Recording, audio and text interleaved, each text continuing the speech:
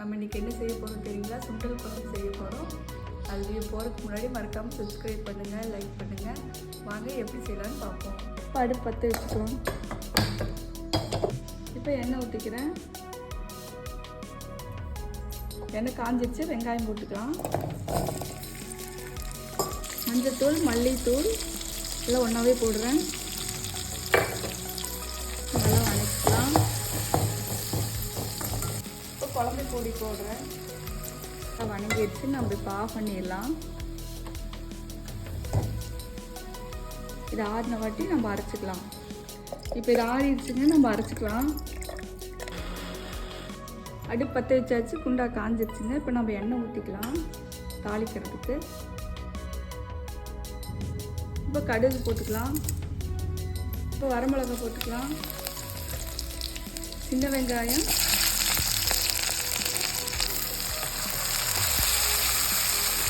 லைட்டாக உப்பு சேர்த்துக்கலாம். பாருங்க நல்லா வணங்கிடுச்சு. நம்ம சுண்டல் போட்டுக்கலாம்.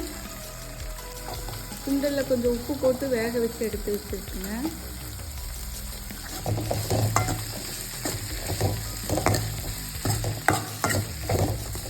நம்ம வேக வச்சு எடுத்து வச்சனால கொஞ்சம் எண்ணெயில் ஒரு 2 நிமிஷம் வணங்கணும். அப்போ தான் நல்லாயிருக்கும்.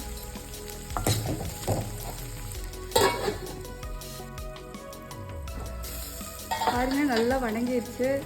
2 நிமிஷத்தில் நம்ம இப்போ மிளகு, அரைச்ச மிளகு ஊற்றிக்கலாம்.